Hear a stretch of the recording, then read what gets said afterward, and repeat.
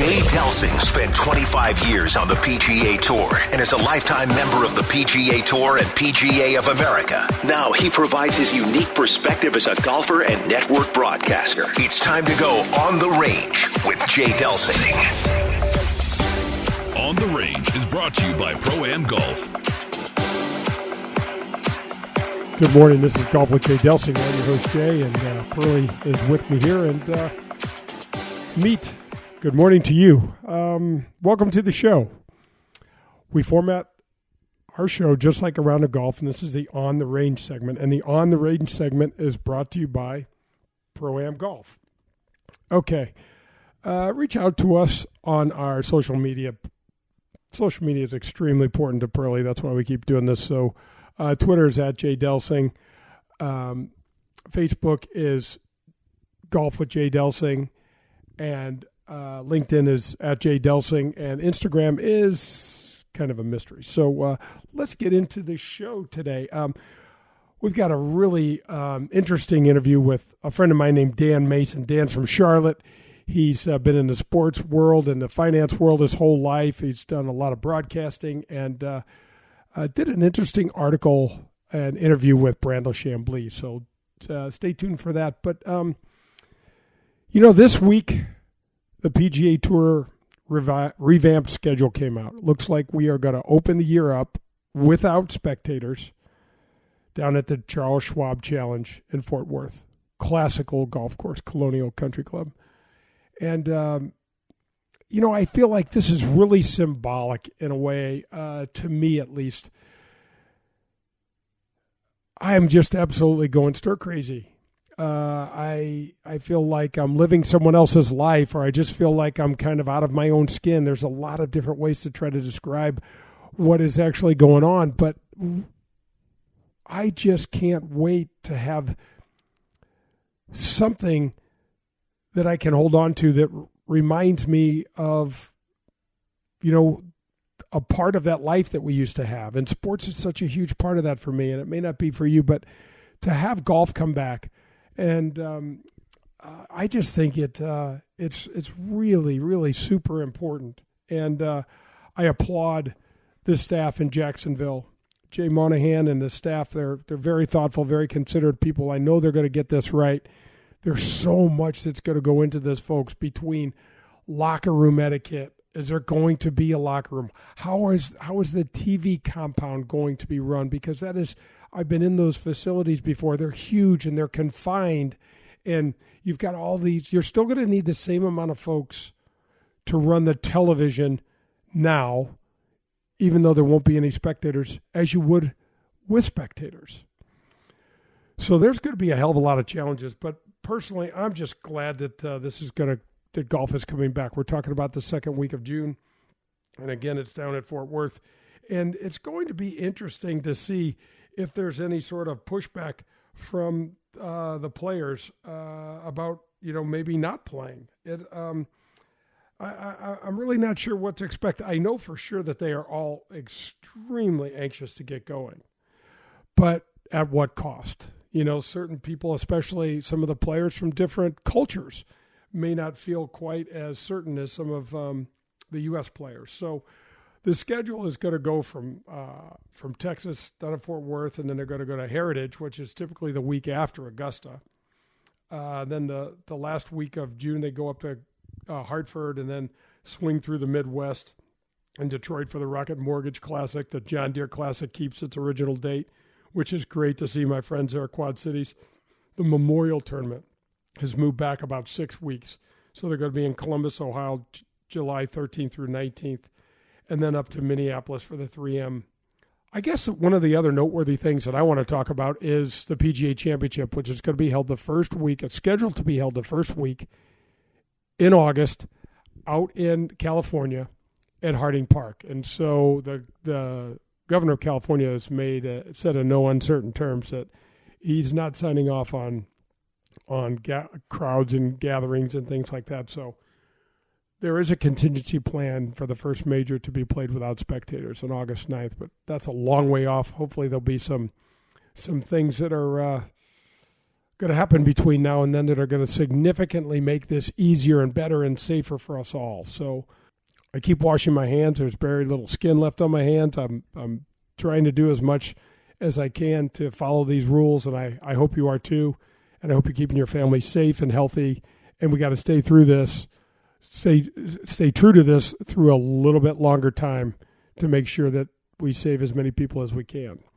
Well, that's going to wrap up the On the Range segment. Don't go anywhere because I've got this interview with Dan Mason coming back on the front nine. This is Golf with Jay Delsing. This is Dan McLaughlin, TV voice of the Cardinals. St. Louis is one of the best sports cities in the country. We also have a tremendous history of supporting professional golf. We're excited to bring professional golf back to St. Louis with the inaugural Ascension Charity Classic, September 28th through October 4th at beautiful Norwood Hills Country Club. Legends like Ernie Els, Fred Couples, Jim Furyk, Steve Stricker, and many more will be in St. Louis. For tickets and sponsorship information, head to AscensionCharityClassic.com. That's AscensionCharityClassic.com. Are you tired of forking out the big money, all those dollars on golf balls? Well, we finally have an option for you. Let us introduce you to Sniper brand golf balls. This brand new product is a Surlyn-covered ball that is just great to play. It's long off the driver, it's accurate with the irons, and importantly, it's soft around the green. And you know what the best part is? It's just $23.99 for a dozen. That's right, $23.99, and a portion of every sale goes back to a military or law enforcement agency. Find Sniper Brand online at thesniperbrand.com. Plus, you can follow them on Facebook, Instagram, and check out their entire line of golf products on their website, thesniperbrand.com. And don't forget to check out the Sniper Brand logo. You're going to love it. I want to take a minute to tell you about a law firm that has been with me since the inception of the show. I'm talking about Doster, Ullum, and Boyle. The firm was started in 2015 by Mike Doster, Jess Ullum, and John Boyle. These are three veterans of the St. Louis real estate, banking, commercial, and corporate legal landscape. The firm has talented additional roster of professionals with decades of experience to help you achieve your goals in whatever situation you find yourself in. The firm was founded on the shared goals that success has to be measured by client and community satisfaction, not just profits for the partners. These guys are involved in the community, they live in the community, and they care about the community. Since its founding in 2015, Doster, Ullum, and Boyle have been involved in real estate, business, and corporate transactions with over $1 billion in combined value. Their areas of practice will overlap, and the firm's attorneys will take their time to get to know you and your situation so that they can guide you and point you in the direction that you need to go. Doster, Ullum, and Boyle, extraordinary talent, ordinary people. The choice of a lawyer is an important decision and should not be based solely upon advertisements. We're all experiencing very trying times right now, but hopefully we can reflect a little bit on the things that matter the most to us, like family and community. At St. Louis Bank, we want to wish you and your family safety and good health. We're a part of this community, and we are all in this together. In such uncertain financial times, you've probably never needed your bank to step up and support you more. We know, we hear you, and we are here for you. Our banking experts are doing everything they can to help. We're offering a skip-a-payment to all consumer accounts. For mortgage loans and home equity line of credits, we're offering payment modifications with up to a 6-month deferral. Our commercial and SBA loans will be handled on a case-by-case basis to provide the best relief for each unique situation.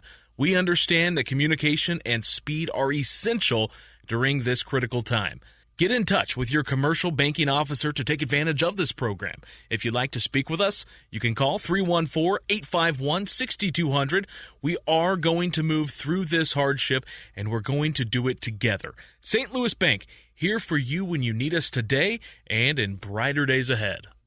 Grab your clubs. We're headed to the front nine on Golf with Jay Delsing. The Front Nine is brought to you by the Ascension Charity Golf Classic. Welcome back. This is Golf with Jay Delsing. I got John Perlis here with me, and we are headed to the front nine, which is brought to you by the Ascension Charity Classic. Can't wait for that. Also got to give a shout-out to my friends Bob and Kathy Donahue at Donahue Painting and Refinishing. When I was playing, Pearl, we used to talk about this with Rotella a lot. I would see, in my mind, I would see a shot. And Rotella would always talk about kind of painting that shot and trying to recreate it. At Donahue Painting and Refinishing, you have that image for your home. they'll help you make that happen. It's they're high quality. They have really professional people there, and they're helping support the show. So we appreciate them, and we also appreciate Whitmore Country Club. We'll give a shout out to Whitmore for they're the title sponsor again for the second year. Just terrific place for you and your family to join. 90 holes of golf at Whitmore. There's no cart fees. There's no food and beverage minimums. There's no assessments. And you get access to the Missouri Bluffs, the Links of Dardenne, the Golf Club of Wentzville. This is a great family-centric place. 24-hour fitness center, a large pool complex, 3 tennis courts, year-round social calendar, holiday parties, date nights, live music. For the kids, there's junior golf and junior tennis. Swim teams are available. And then you got to go in and see our buddy Bummer in the golf shop. He's the assistant pro. He does a great job. He runs golf leagues, skins games, members tournaments. You can reach them at 636-926-9622. Getting to be that time of year. Let's get that rematch date between you and Bummer and get it right before the Ascension tournament so you can get some competition under your belt. Yeah, that sounds great. That'll really be fun. I love that. Yep, I love that. That'll really be fun. All right, we are going to Dan Mason's interview. Dan has done stuff for ESPN. He writes about the majors. He's been involved in all sorts of different sports. He lives down in Raleigh, North Carolina. So I hope you enjoy this interview. Yeah, so here in Raleigh, North Carolina, been here for 27 years. Been involved in sports broadcasting in one way, shape, or form for the last 35 years, going back to when I was a teenager, actually. I've been fortunate to keep my hand in the game and, anything from doing play-by-play in college basketball and football and hosting Carolina Hurricanes NHL pre- and post-game hockey, and had a show here in Raleigh for some time on ESPN Radio. But the last couple of years been working with a really cool website called sportsbroadcastjournal.com. I've been doing some work with them, writing long-form articles on anything and everything sports broadcast journalism. It's a fascinating website for those who are interested in the behind-the-scenes part of the business, and or kind of seeing what your favorite sports personalities and who they are and what kind of makes them tick. I've done a lot of interviews of really anybody you can imagine in the sports world. I've concentrated some things in the golf world, as you know, the last couple of years. I do a lot of grading of the majors. I want to talk about how the majors are presented by the broadcast networks, what they've done well, what they haven't done so well, grade the personalities on how they did. Try to be fair as can be, absolutely, because that's what the reader wants to know. They want to know, hey, what's the good, the bad, the indifferent. And for some reason, the networks at a high level have picked up on some of the work I've done, and there's been a lot of inquiries. I can tell you that some positive, some not so positive, but they seem to be reading. So I guess that's always a good thing.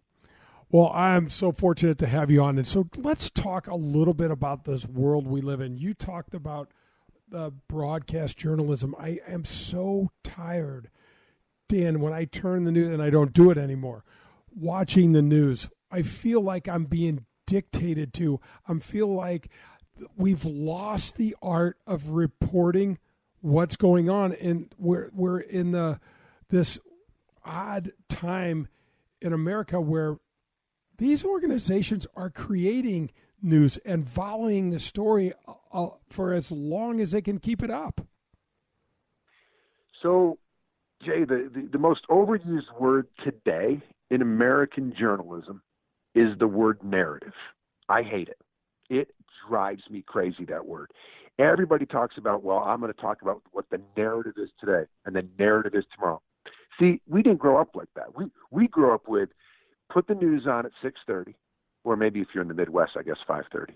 But put the news on, and I want to understand the facts. Tell me the storylines. I want to know what happened, how it happened. Let me form my opinions.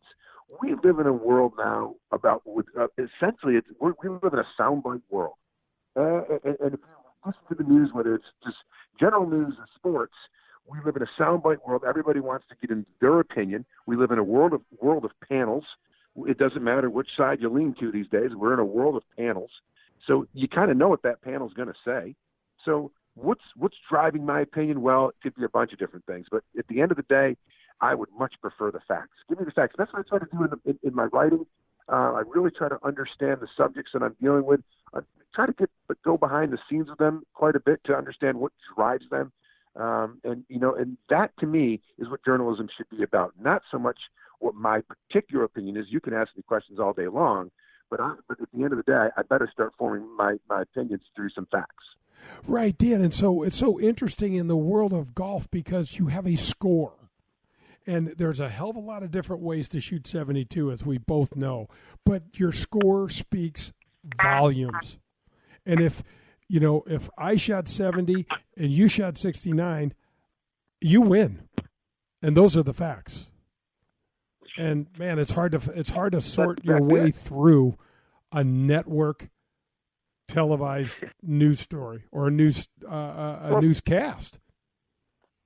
Jay, the best part of Super Bowl week for me, it went overlooked by a lot of people. I don't know if you saw this, but during the Super Bowl, who gets introduced out there? They're introducing all these past greats, and they're introducing the top 100 that the NFL chose this year. And, of course, one of the top 100 as a coach was Bill Belichick. And Bill Belichick gets introduced. Remember what he did? I mean, he got booed, of course, because that's what happens when you're Bill Belichick. He gets introduced. Bill Belichick, greatest coach, one of the great coaches of all time. What did Bill Belichick do when he getting booed in the stadium? All he did was put up his fingers, and he had all his Super Bowl rings on. He basically was saying scoreboard. Right. There you have it. Right. You and I have had some really lively, fun discussions about U.S. Opens, about the USGA. Yep. And just let's jump into this Premier World Tour concept. Give me your thoughts on that. I'm going to love to share mine with you as well. Thanks. Yeah, this Premier World Tour that's popped up recently with just a ton of money on the line for, basically being put out there to say we can, take you in as an alternative to the PGA Tour. So start considering this. And of course, you had Phil Mickelson meet with some of the head honchos recently while he was overseas, because a lot of this money is coming out from overseas, I believe, out of Saudi Arabia. And at the end of the day, I personally don't believe this thing will get itself off the ground for a variety of reasons, but ultimately because of the world that I tend to live in, which is it'll all come back to television.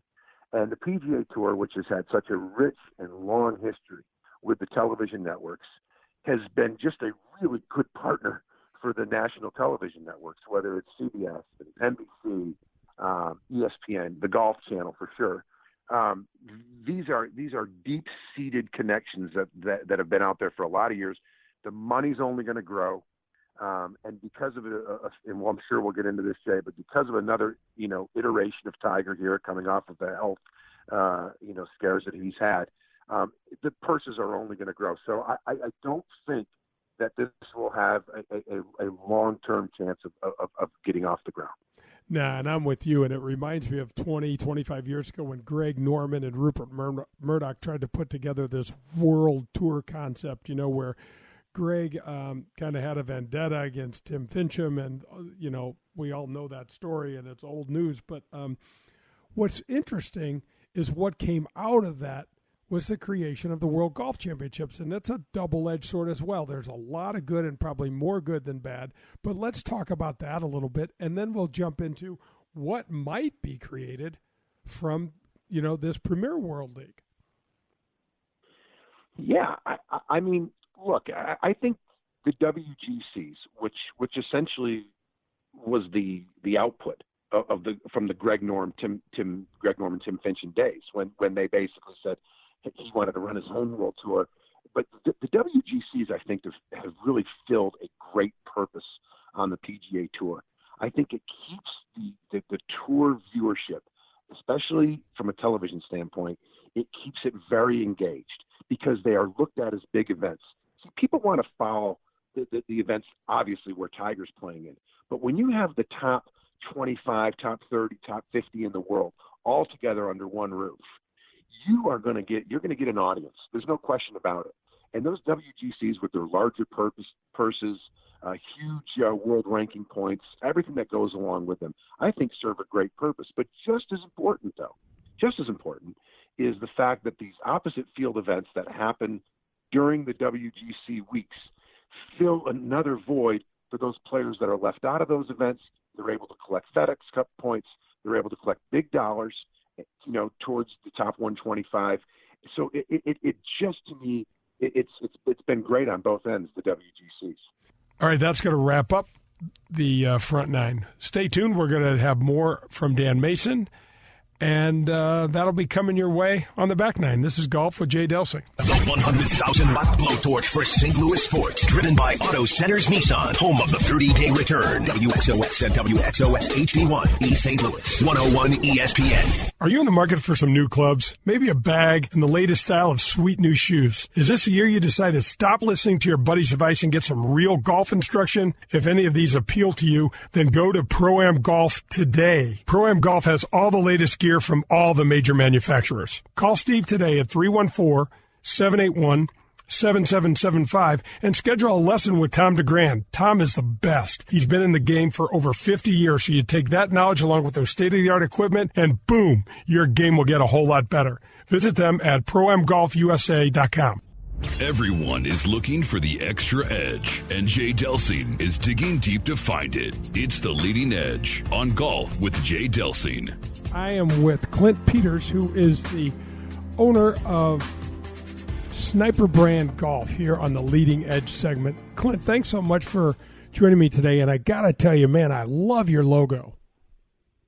Hey, thanks, Jay. I appreciate the chance to hop on the show, and thanks. We get a lot of comments on the logo. Tell us a little bit about your product. We have putters. We have golf balls, actually our own golf ball line. We have golf gloves. We have some hats. We've got some polo shirts coming. We've got some pretty cool, I guess you'd say, crosshair golf ball kind of intertwined golf ball markers as well. And that's pretty much it at this moment. We're adding more stuff all the time. Yeah, so you mentioned the crosshairs, and that's your logo, and that's the thing that really caught my eye. Clint, where can our listeners find this? Where can we see it? Where can we buy it? How can we get in touch with you? Yeah, my website is thesniperbrand.com, or you can find us on Instagram at Sniper Brand Golf. Facebook page is Sniper Brand Golf, and Twitter is just Sniper Brand. That's fantastic, and I know you're going to be down at the PGA merchandise show, so if anybody gets a look at sees that logo, they need to come up and say hello. That's right, yeah. So, Clint, tell us a little bit about why you're doing what you're doing. I know you're a Midwestern guy. I know you haven't been in the golf business your whole life, but I do know you love golf.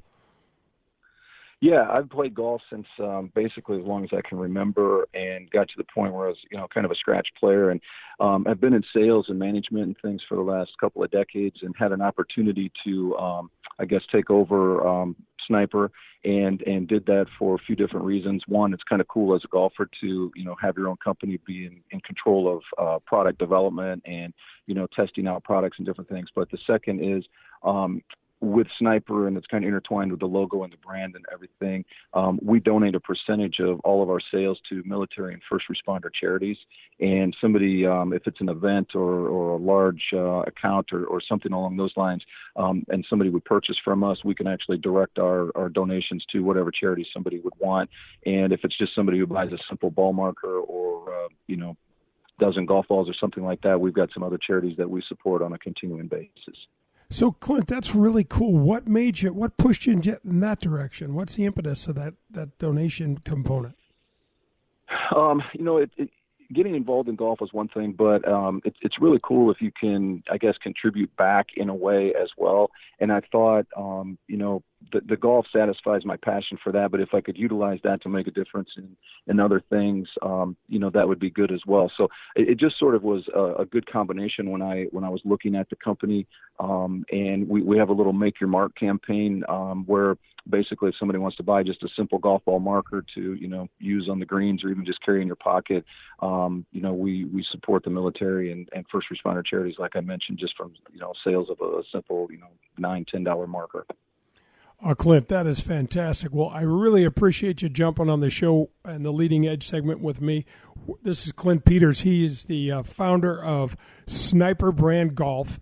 Check him out on the web and look at his cool logo. USA Mortgage is doing it again. Joe Sheezer and his staff have lowered rates again this month, and they will waive closing costs if you want to refinance to get cash out, lower your rate, shorten your term, or eliminate that costly, unnecessary mortgage insurance. If you are purchasing a property, they can issue a pre-approval letter within minutes. They are the largest mortgage company in the state of Missouri, and their volume allows them to quote the lowest rates. Don't waste your time with the national online brokers. USA Mortgage is employee-owned and operated right here in St. Louis. USA Mortgage has closed over $500 million in loans in nearly 30 years in the business and over $2 million alone to Delsing's. I'd like to thank Whitmore Country Club for sponsoring my show, Golf with Jay Delsing, on 101 ESPN. Whitmore has been a great partner as I enter my second year. If you are considering a great place for your family to hang out, you've got to go over to Whitmore Country Club. Go in the golf shop, see my friend Bummer. He'll tell you all you need to know about the kids club, the golf, the tennis. They've got swim teams and leagues. There's anything you and your family could want at Whitmore Country Club. Visit them at whitmoregolf.com. We're halfway there. It's time for the Back Nine on Golf with Jay Delsing. The Back Nine is brought to you by St. Louis Bank. Welcome back to Golf with Jay Delsing. I am your host, Jay. I got Pearlie May here with me, and we are going to the rest of the Dan Mason interview. Dan is from Raleigh, North Carolina, writes about the majors and has been involved in sports and golf his entire life. So I hope you enjoy the remainder of that interview. I was one of those players that benefited quite a bit from those opposite field events. You know, when I didn't get in any of those, and it was a great opportunity to go play for a hell of a lot of money, and to work on your game and to try to enhance your career. One of the things that happened to me, Dan, when I was on tour, is I was on the Player Advisory Council for, probably 18 of my 25 years. And these things kind of ran across this creation of these things. And we started, trying to figure out the yays and nays. And, one of the things I said to Fincham at the time was like, what are we going to do about access? Because this is going to cause a real problem when a young guy from, say, Great Britain or from Ireland or from anywhere other than the U.S. Gets invited to one of these tournaments, has a great finish, and because the purse is so high, is going to be granted immediate access to our tour without going through the system. Where a U.S. player is not, that's been playing in college, has no world ranking points, and not even eligible for those events. And so it really didn't do any favors for the U.S. player. But at the end of the day, I still love the idea of the best players playing against one another. I think so. I think that the tour has tried to put at least some policies in place, not only to bring together the best players, but there is some insistence from what I can see, Jay, that there is a requirement, obviously, of how many tour events that these guys have to play each year. Not only that, but playing different tour events from time to time as well is also a requirement for players these days. So when they're putting together their schedules, for example, you'll see occasionally Tiger will have to tee it up somewhere differently. You don't see it a ton, but I think we just went through that over the last few years. Jordan Spieth was, he missed the required number of events he was supposed to play, and then he worked out a deal with the tour where I'll end up playing this event next year. So that can help fields as well. But I think that's the one thing that the PGA Tour has to be very conscientious of, especially with this condensed schedule that we have out there on the tour right now, because there's, we got the majors coming up, bam, bam, bam, bam, bam, and then before you know it, the season is over, and here we are, we're into the FedEx Cup season, and then we've got a few weeks off, and right away we're into the wraparound season, which I'm a big fan of, by the way. I just think that we have to be very conscientious of the tour overload almost, and that's I think it's got to be a concern of players, especially with the Olympics these days being also thrown in there. There's a lot being thrown at these players. There's no question about it. Yeah, one of the things that's interesting too is that on the both positive and negative side is with the increase, with the advent of the World Golf Championships and the high purses, all the other purses have also been raised as well. That helps everyone. Mm-hmm. One of the other negative offshoots of that, Dan, was that it's created a tier system within the tour and the tournaments itself. So think of it this way: you have the four majors, and they're always going to be the biggest and the most relevant, and they should be. Then you have the Players Championship, which was always considered kind of the fifth major, so to speak, but never in that same class. You have the World Golf Championships. You have the FedEx Cup playoffs. You have Arnold's tournament, which is an invitational. Jack's tournament, Memorial's an invitational, and then you have our poor friends like Shell down at the Shell Houston Open, who has been a phenomenal partner of not only the PGA Tour, but the PGA of America when the two entities were one back in, the 60s. And now they're kind of looked at as a third tier event, which is really tough to fade to someone that's living in Houston. Yeah, it surely is. And we all remember the wonderful world of golf with Shell. And like you said, such a great partner over the years. One of the byproducts and unfortunately casualties of the system, right, of the condensed PGA Tour schedule is exactly like you said. It's the Houston Opens of the world. Quite frankly, it's even the Florida Swing to a certain degree. It gets the short end of the stick to a certain degree sometimes now. We know what happened to some of the tournaments there and the fields that have been a little bit lacking from time to time. But what's interesting, where as much as it hurts some tournaments, there are other tournaments that maybe weren't as prominent or hadn't been as prominent now that have kind of moved up their fortunes a little bit. Just for example, here in North Carolina, one of the most important tournaments of the year has suddenly become the Wyndham. The Wyndham's is the last tournament before the FedEx Cup playoffs start. And that's the tournament that all the guys try to, figure out their positioning. If they're in the back end of the top 125, they play that tournament. Sometimes you get some guys who haven't been playing so well in the top 30 and they want to, maybe have their game a little bit more razor sharp. So they end up attracting a little bit better field. So it kind of works both ways, but there are tournaments, especially I think with the condensed major schedule, that have really, it's hurt them from a field standpoint. Yeah, there's only so much that you can play. And, I think, as we started the conversation on the Premier League, the Premier World Golf Tour, whatever they're going to call themselves, I think ideally there's more good players around now.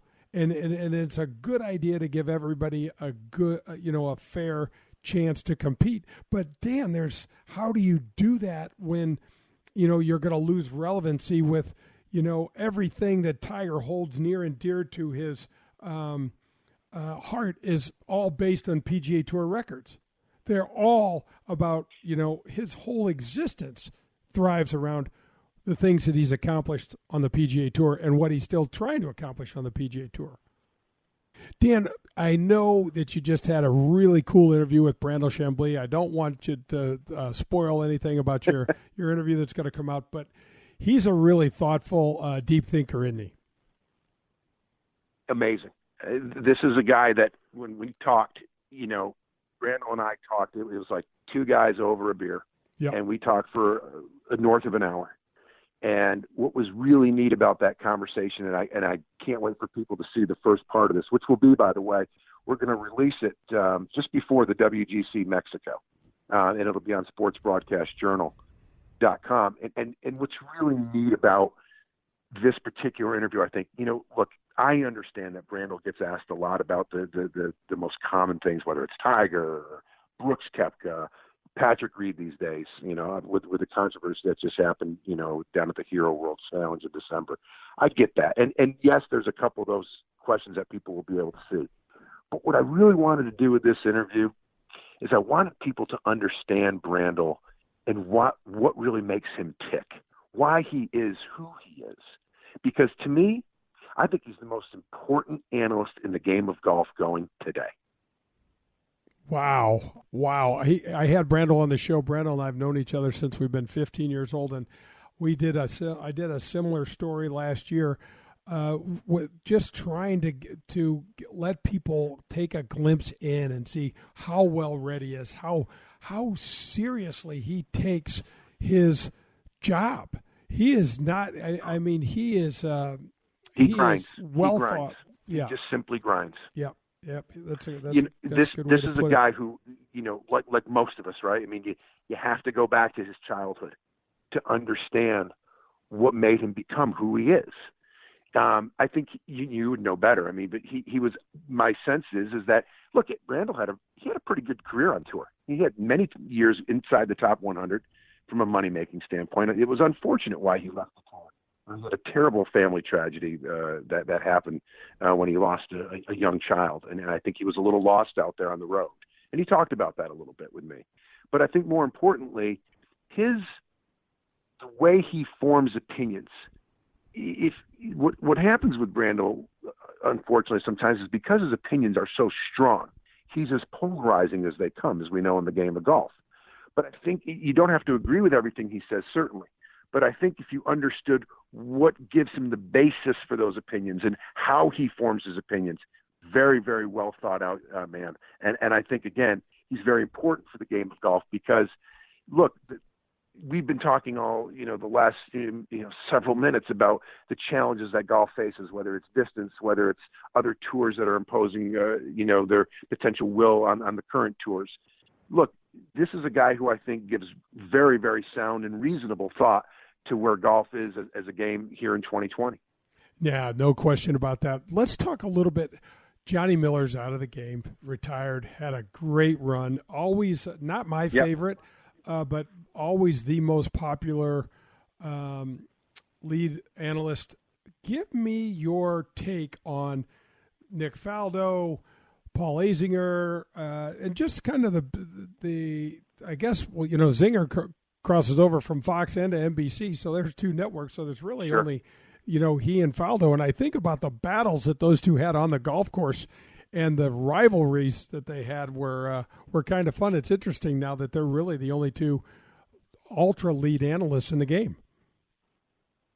I'll start with Faldo, if that's okay. Sure. Because I think Faldo, I think there's sometimes a little bit of hit or miss for me when he's in the tower. I think there are times, for example, during the Masters, he can be so good because obviously he's won there. He knows that course like not many others. He understands the seriousness of it. But the one thing that Faldo has, and actually both analysts have it, because they both have incredible play-by-play guys at the top. Isn't that the truth? Wow, how important is that? I mean, yeah. I mean, look, Jim Nantz to me is the United States voice of golf, as far as I'm concerned. He's got a certain ability to make that audience just sit back, relax, and enjoy your next few hours because he does that with Faldo. He brings them along well. I do think Faldo from time to time, though, gets a little silly, a little bit too silly in the booth for me, and it's okay occasionally to have some fun. It's still a game, got to be fun, but I would like from time to time for Faldo to put on the serious voice a little bit more often, and quite frankly, he's a little bit more hesitant to put on that critical voice when need be. Now, I will say this, and I don't think it's a surprise to anybody. I think Zinger's a star in the rising. I think this guy's. I got to stop you before we go on to Zing because I got to ask you about Faldo because to me he seems unprepared. Yeah. I think. Yeah, well, I think that's where the silliness comes from sometimes, Jay. I think that there's an unpreparedness that he's just kind of there as Sir Nick Faldo, and he can take it or leave it if he's there. But like I said, there are some events such as the Masters. He's ready to roll, and quite frankly, it's the Masters. You should be ready to go. But that unpreparedness shows, and I think for the educated viewer or the golfer who's tuning in and week out, my sense is that they pick up on that. I just wanted your take on that because I feel like here's a guy when he played wasn't silly at all. I mean, he was absolutely all about business. He was a complete pain in the ass to play with. It was like playing by yourself, except it took longer. He didn't talk. He had snide comments. It was, just a complete pain in the ass. And then he gets in the booth, and I feel like most of he breaks down a swing. It's very general. I just wonder how engaged he really is. Well, and I think that's it's become to me. It's more of a name in the booth rather than the efficiency in the booth. And, good point. And I think if I was grading Nick on his work over the years, it would be probably at best a C+. Maybe B-. But again, a lot of that comes from, I have to say, Jim Nantz being that steady hand in the booth. What do they say about that? I guess the tide will lift the boat. And, well, guess what? Nantz can do an awful lot for a broadcast. Oh, man, I'll say. And then go ahead with your comments on Zinger. Yeah, he is an analyst just like he was a player. Tough, gritty, not afraid to take a chance, will tell it like it is. You talk about, he used the word pain in the ass. I think he can. My guess is he can be a bit of a pain in the ass in the booth too. But guess what? He is really prepared. There's no question in my mind. This guy is as prepared as they come as an analyst, as any analyst that's out there today. Yeah, no, I love it. I just did an interview with Paul, and he's just so genuine, and that he really cares and gives a damn, and it really shows. Man, Dan, I cannot believe. I was going to say, if I may, real quickly. Sure. I had a chance to talk with Paul. Just before he went to the British last summer, and I'll tell you, this is a guy who was just coming off the U.S. Open. A lot of things going on. U.S. Open with Fox at that time. Then he had to get ready to prepare for the NBC booth, and boy, did he know that course last year. He knew what was ready to happen over there, and he gave such a description to me. I was so thoroughly impressed as how he was preparing for that British Open. I think he's a star for a long time in that booth. Yeah, I agree. I think my hat's really off to him. I could sit here and talk to you about this stuff forever. I so appreciate your time. Dan, tell all our listeners where they can find you, where they can read your stuff, where they can see this article that Brandl's coming out in. Tell them your stuff. Yeah, you got it. Thanks, Jay. So the listeners can go to Sports Broadcast Journal. That's all one word, sportsbroadcastjournal.com. And if you just want to learn a little bit about the sports broadcast industry and maybe see some really cool interviews, long-form stuff with people that are involved in the industry, there's some just great content on there. And we're so appreciative of having some time with you today, Jay, and all the things that you're doing. But sportsbroadcastjournal.com, I think people will really appreciate what's going on over there. Guys, that's my buddy Dan Mason. Dan, thanks so much for joining us. Jay, thank you, and I hope you have a great rest of your week in St. Louis. Okay, that's going to wrap up the interview with Dan Mason. Pearl, one of the things that Dan did a really fascinating interview just a while back on Brandel Chambly, and Dan has a different approach. He's been in sports his whole life and been involved with Carolina Hurricane, just all sorts of different sports, radio, and ESPN and things like that. But he has a specific take on certain things that I thought was really interesting. And when we were talking about the distance, what does that look like to you? And everybody's got their own, the distance issue, meaning, is the ball going too far? Is it making all these golf courses obsolete? And when I mentioned to him, why not make a hole shorter? Why not narrow it up where the 320-yard drive goes and penalize the hell out of these players? Man, he was talking about this old Donald Ross course that he belongs to at Raleigh Country Club and how they were doing it. And he said, it's 7,200, not 76. It's 7,200. This golf course is going to be all you want. And so there's so many different ways to try to make the game interesting. But I feel like, and I mentioned this to Dan and he agreed, I feel like we're in this time where the entertainment factor is all based around birdies and all based around 25 under pars. Does it need to be? I mean, I'm guessing don't know. There's a reason I'm guessing they do that, because apparently that's what they're thinking that people like. I love, and I think a lot of the courses are doing it now. They've got that short hole in there. I think there's a lot of other ways to look at it. You and I have had this conversation through the years. It's just like when they used to do that, what was called Stapleford program in Denver, and they got away from it because the guys were kind of, it was different. They're whining a little bit. I like trying to change it up a little bit, but I think like a lot of times you change things up, you got to run it for several years so people can follow it and they know what the hell's going on. Right, and everybody's first instinct to the change is the pushback, and he had some interesting thoughts as well about the USGA and kind of we've talked about the coefficient of restitution. That's really a fancy word for the trampling effect on the face of your driver. But it's nice for him to come on the show. He's got a good, fresh perspective, and he's always looking to add just kind of a little different wave in it. That's I important. Love it. Yeah, That's absolutely. Important. Just like our show. What are you talking about? Yeah, for sure. We're different. Yeah, that's going to wrap up the back nine. Come back. We've got the 19th hole. This is Golf with Jay Delsing.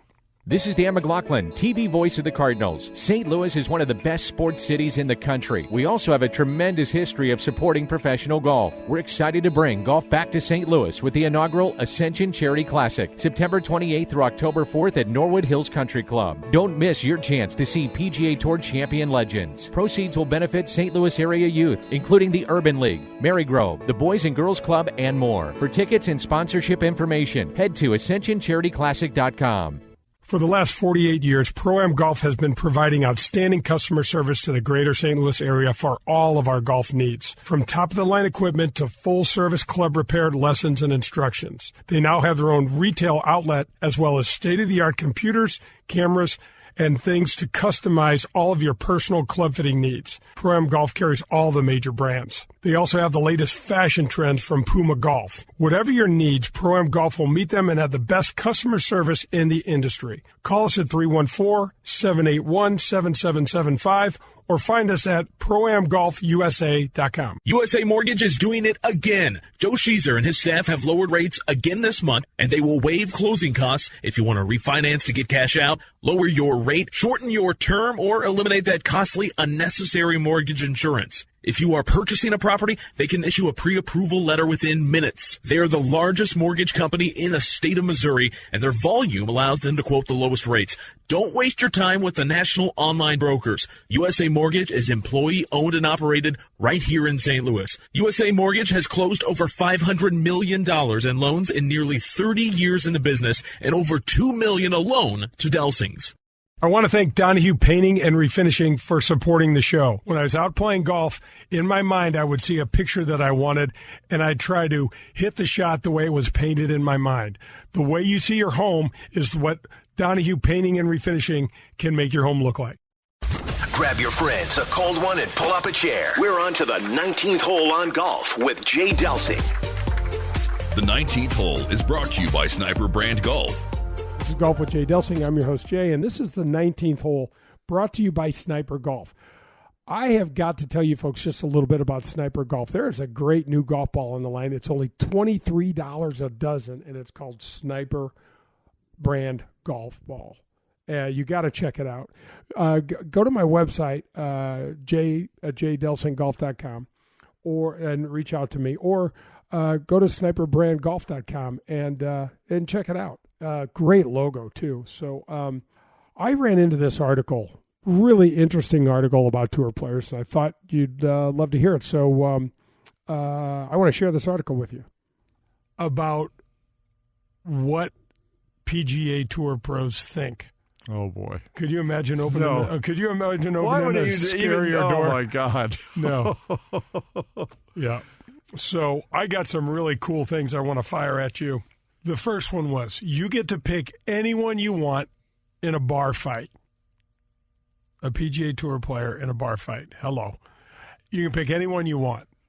Hey, who's that guy on tour? I know who I'm picking from my generation. Wait a second. I think no one else will. I don't think know you that. picked this guy. Who is the guy that actually was on the tour, and I think he even won one tournament, and his nickname was something about a Frankie knife. the Blade. Exactly. Frankie the Blade. I'm picking Frankie the Blade because when you're in a fight, Frank not that I would Licklider know. was his name, and he actually He pulled a knife on somebody. Yeah, he got in didn't a he? fight. And if Yeah. you're in a bar, Yeah. and I had a buddy once upon a time who talked about this. He would get in fights once in a while. And he said he learned something real quick. He thought he was a tough guy until one night a guy pulled a knife and put it to his throat. He says, I wasn't so tough anymore. Right. He said, I got out of that game really quick because I'm going to lose that game. Right. So you pick whoever you want. I want the guy with the knife. You're picking Frankie the Blade. All right, so the group here picked 22% picked the Big Easy. Isn't that funny? Because, and you've told me this for a long time. He's not as mild-mannered. He is a great guy, but he is a Big Easy because his golf swing is so smooth and silky. He's been in a bar before. Let's just put it that way. But I will tell you, I'll never forget this. We're in the fitness trailer, and the late great Payne Stewart, who had a needle for everybody he'd ever seen and met before, Which is well known on the tour. I mean, there's a lot of needles out there. There's a lot of digging. There's tons. We'll see how thick-skinned you are. We'll just dig until we get to the bone. That's right. And he started giving it to Ian Woosnan. Ooh. Now Woosy's Were you 5'5". I was this? there. Oh boy. And it got to the point where How big is he? 5'5". Okay. It got to the point where it wasn't funny anymore for one of those two. But now set it up a little bit. Woozy fought. Woozy is Scottish, and the Scottish people have something they refer to as the Scottish kiss, and that is when you get headbutted by a Scotsman. And Woozy's done that before. And this kind of banter was going back and forth just a little longer than Woozy was comfortable with. And he got right up to about mid-chest of Payne Stewart and said a few choice words to him, and this thing was diffused immediately. Because Payne wasn't going to take that on. Have you ever seen Payne moonwalk? He backed right off. It was smart man, because Woozy knew how to fight, right? He was a boxer of some renown. I don't know about some renown, but he wasn't afraid. Right. And he had he used all the resources that would come his way. There were some other interesting kind of, I thought that was pretty interesting. First of all, a tour player in a bar fight. Really? Yeah, normally a tour player is going to be savvy enough to talk himself exactly. out of the Move bar right fight. on in. Grab the prettiest girl and leave. That's what I would have thought of trying to do something like that. Did I ever tell you about the bar fight I was in? What? Yeah. No. What was the guy's first? I've seen you drop money in a bar fight. I've seen you slip and fall in a bar. I've seen you do a lot of things I wasn't in a bar. in a fight. You just saw me drop money and slip and fall. I wasn't Correct. fighting. Okay. Correct. This one I was actually in. What was the guy's name? Gosh dang it. Are we in college? We're in college. At a buddy of mine, Kevin's Well, there you go. bachelor party. Oh, so you're in Detroit? Birmingham, Michigan. Yep. We're in there. Of course, Kevin's 8 sheets to the wind. Calls me to the front door. He said, hey, these guys are giving me a hard time. There's one guy, Utley, played lineman for the Lions, and he was on crutches. Remember that guy? Yep. Was he the guy that got paralyzed Yeah, for a minute? I'm sorry. I can't remember his first name. But we get up there, and so I'm trying to diffuse this situation. Next thing I know, one of Utley's little buddies does something, and I do something. Next thing you know, I'm in the air going up against the wall. Utley dropped those crutches, took about 3 steps to me in about a quarter of a second. The next thing I know, I'm airborne. And the only thing that saved me, because he's on top of me, but there was a table between me and him, and he couldn't quite get me. And I'm like trying to stay under this table, and I'm like, oh my God, get me out of here. He's going to kill me. Did somebody pick you up and throw you? Ali did. Picked me up and threw me. And From then, a sitting position? He picked you no, up I and- was standing. We were at the No, front door. not you. Was he sitting? No, he You was said on his crutches, crutches. coming in with so his you just buddies. kind of flinged you with Yeah, one hand? you know, it wasn't much, but it was much to me. It didn't take much energy from him, but that was a scary time. I can remember the next morning going like, I feel so I'm embarrassed. I should have taken a swing at him. My buddy says, he would have killed you. The only smart thing you did was not take a swing at him. Yeah, and the weird thing is, I know you didn't play on tour, but you're also not listed here as anyone that would take you in a bar fight, so I think they're all pretty smart. That's great. Do you know who they said was the funniest guy on tour? Who's the funniest golfer on tour? They did not say Peter Jacobsen because I think that's more generational. Yeah, the local guy. Perez? No, they said Tim Herron. But Tim's more of our generation, Yeah, too. yeah, But Tim he's a funny guy. Is he funny? Lumpy. Yeah, Yeah. he's a funny dude. All right, so a lot of this stuff centered around Tiger. What percentage do you think the PGA Tour players said that Tiger would win a major in 2020? 10%. 60. They know. They know something. They've counted them out too many times. They know something. And there's another funny question said, will Tiger be competitive at the Masters until he's 60? And they said, if he wants to. Absolutely. Yeah, so if Tiger has an 8-footer to win the Masters, he wins. What percentage of tour players say that he makes this 8-footer? 92. 100. We're getting a glimpse of what the tour players think of this guy's game, especially after winning. There was they did kind of a funny one that said, will Rory ever win Augusta? And they said, yeah, if you guys will leave him alone and quit asking him about it. Yeah, for sure. Yeah, so best player of all time. Oh, man. 70-30. Tiger 70-30. Sure. The one thing that we talked about this time and time again, if he doesn't have this hell, yeah, okay, I don't know what else to call it. Right. Karma, you can call it whatever you want. He obliterates everything. John. Everything. Every record that's forever. ever been. Forever, at least our lifetimes forever. I was reminded of an interview Curtis Strange did of Tiger back. I reminded you of that 20 years ago. That's right. You sent it to me. One of my favorites, because in there he talks about his burning desire to win, and it's all about winning and all this. And Curtis shrugs him off a couple times. You'll learn. And what is the commentator that's watching the interview that he goes? He goes, well, it's Curtis that had to learn. Yeah. And without that 10 years of hell for Tiger, or 6 years, whatever it really, really, truly was, every single meaningful record on the PGA Tour is his. I think that interview was so much fun. That's why I sent it to you. And it's one of the things that we're getting to see because of all the stoppage of sports and stuff with all the challenge going on in the country right now. But that was just something fun to resurface. And you know what? I like Curtis. I respect what he's done through his career. But it was so interesting because also, if you remember, it was kind of Curtis's group. When once upon a time we looked at this, about 14 guys kind of came on tour about the same time, and they stayed there forever. Curtis, Jay Lanny, Haas, Jay, Kite, Crenshaw, etc. And they kind of felt, we own a segment of this tour. Well, guess what? They owned it up until about then. And until about 1996 when Tiger came on board. Yep. And all of a sudden, they started getting bumped off by guys like Tiger. Not just their numbers they couldn't play, but bumped off the leaderboard, bumped off who got attention, etc. Oh, my gosh. And he was winning. You know, he had 20 tournaments in the hopper in 2.5 years or something crazy like that. I'm curious with your guys' perspective. Do you think the Tiger Woods story is better in the end if he never has that lapse of time and continues to demolish records? Or is it better now that he had that break and then he comes back, did what he did here in St. Louis, wins the Masters? I'm going to say it's better the way that it is. First of all, you know, we all want to rewrite history. We can't, but everybody loves that underdog story. And the other thing is, what we are seeing right now is a more human Tiger Woods. We are seeing an entirely different side to him.